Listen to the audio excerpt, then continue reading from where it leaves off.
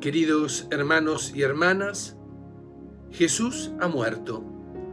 Atrás quedaron sus enseñanzas y sus discípulos. Su madre, aún con los ojos puestos en su hijo, escucha la confesión de fe del soldado romano. Este era verdaderamente el Hijo de Dios. Mientras ve cómo la multitud desconcertada se aleja en silencio, el Hijo de Dios es trasladado hacia la tumba y allí yace como el más muerto de los muertos. Aquel que estaba destinado a vivir descansa envuelto en lienzos perfumados.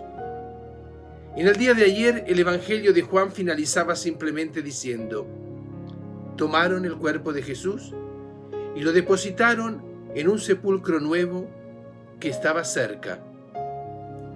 Y hoy Mateo comienza su relato diciendo: pasado el sábado. Sábado Santo, día de la sepultura de Dios. ¿No es este de forma especialmente trágica nuestro día?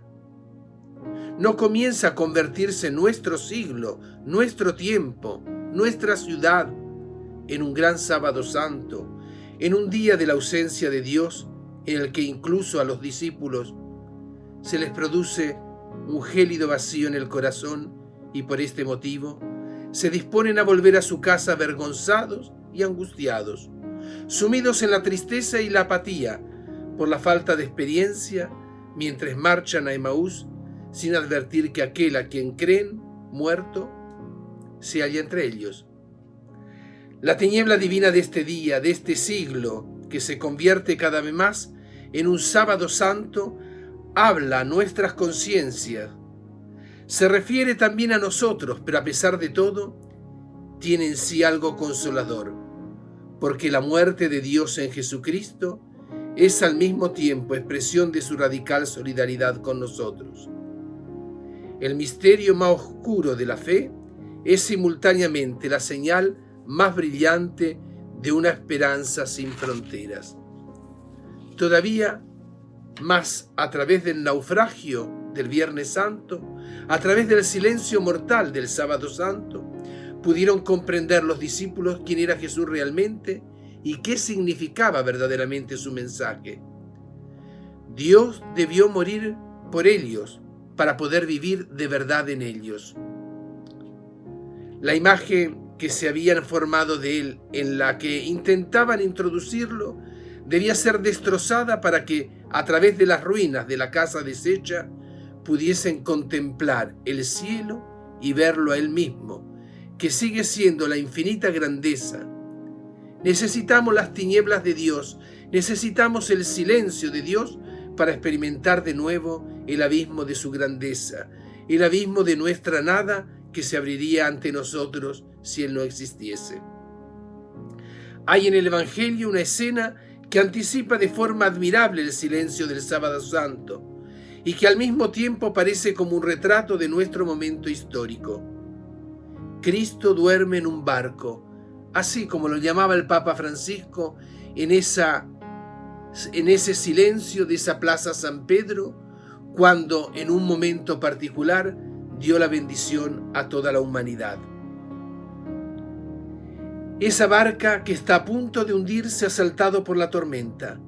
Jesús en ese barco duerme mientras los discípulos tientan de tener bajo control ese barco que ondea bajo esas olas amenazantes. Dios duerme mientras sus cosas están a punto de hundirse. ¿No es esta la experiencia de nuestra propia vida? ¿No se asemejan la iglesia y la fe a un pequeño barco que naufraga y que lucha inútilmente contra el viento y las olas mientras Dios está ausente? Los discípulos desesperados sacuden al Señor y le gritan que despierte, pero Él parece asombrarse y les reprocha su escasa fe. ¿No nos ocurre también a nosotros lo mismo? Cuando pase la tormenta, ¿reconoceremos qué absurda era nuestra falta de fe? Y sin embargo, Señor, no podemos hacer otra cosa que sacudirte a ti, el Dios silencioso y durmiente, y gritarte: despierta, ¿no ves que nos hundimos?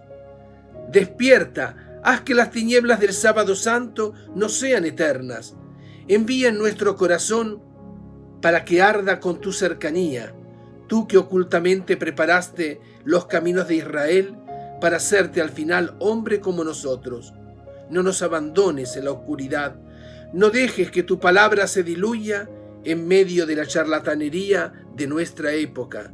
Señor, ayúdanos porque sin ti pereceremos.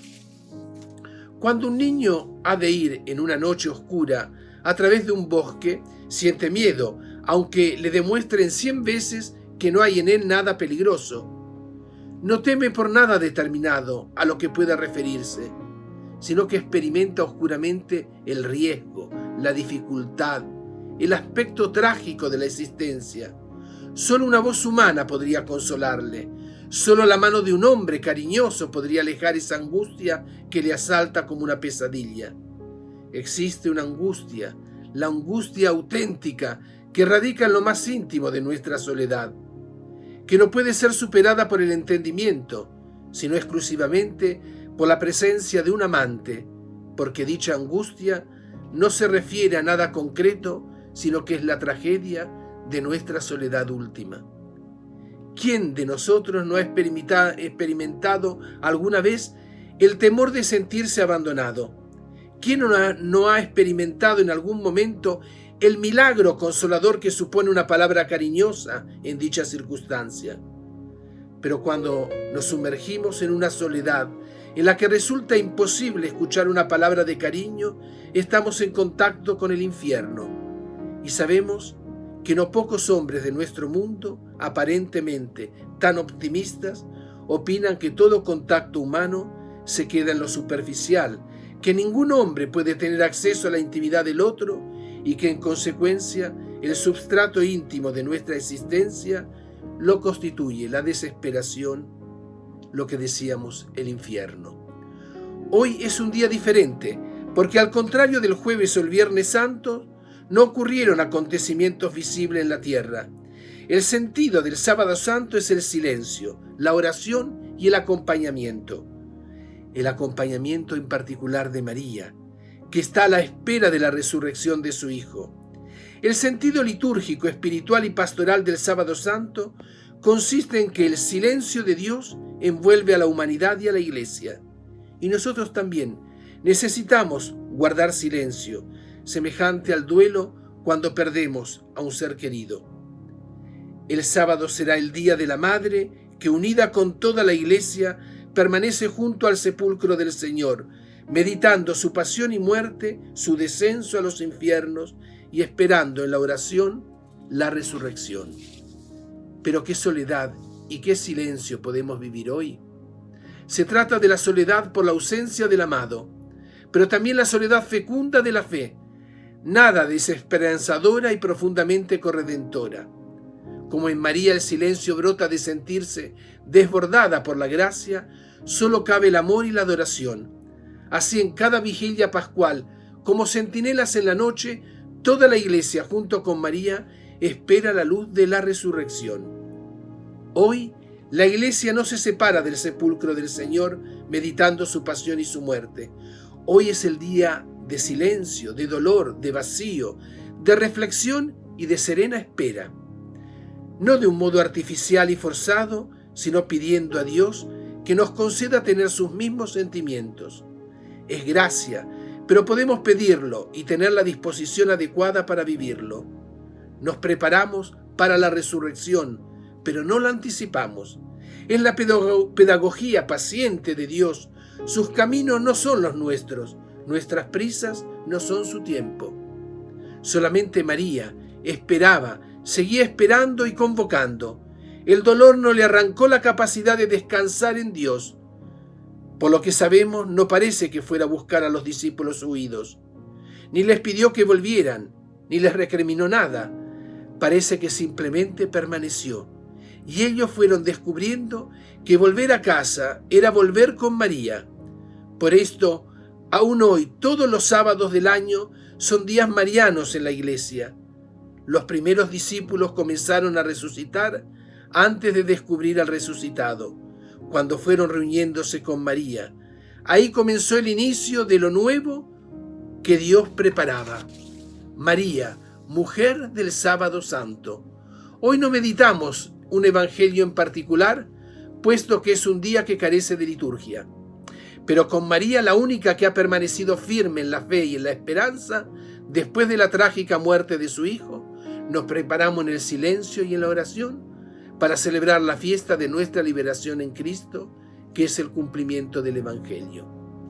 Durante aquel primer sábado santo, mientras todos se dispersaron confundidos como ovejas sin pastor ante la muerte de Jesús, solo una persona mantuvo su fe incólume con la certeza de que si Jesús había dicho que resucitaría, al tercer día iba a resucitar.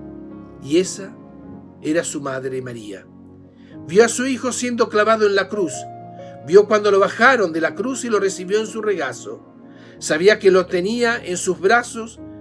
Era un cadáver, pero lo adoraba como al Dios que era, al Dios que ella tenía la certeza que iba a resucitar. Toda esta demostración de fe se confirmó luego a María con la gloriosa resurrección de Cristo que culminó en su misterio pascual. Hoy es el día de acompañar a María, la Madre. La tenemos que acompañar para poder entender un poco el significado de este sepulcro que velamos. Ella, que con ternura y amor guardaba en su corazón de madre los misterios que no acababa de entender de aquel hijo, que era el Salvador de los hombres, está triste y dolida. Es también la tristeza de la otra madre, la Santa Iglesia, que se duele por el rechazo de tantos hombres y mujeres que no han acogido a aquel que era para ellos la luz y la vida. Hoy, rezando con estas dos madres, el seguidor de Cristo reflexiona y va repitiendo la antífona de la plegaria de laudes. Cristo se hizo por nosotros obediente hasta la muerte y una muerte de cruz, por lo cual Dios lo exaltó y le otorgó el nombre que está sobre todo nombre. De nuevo, la Iglesia orienta nuestra mirada a lo que está sucediendo en el Sábado Santo y a lo que va a suceder entre muy pocas horas. Dos caras de la victoria de Cristo alcanzada en la cruz, la que se realiza en el lugar de los muertos y la que se manifiesta al salir del sepulcro, vencedor de la muerte y del pecado. Preparemos con María de la Soledad para vivir el estallido de la resurrección y para celebrar y proclamar cuando se acabe este día triste, con la otra madre, la Santa Iglesia. Jesús ha resucitado, tal como lo había anunciado. A todos, el deseo de una muy buena vigilia pascual y a todos una feliz Pascua de Resurrección.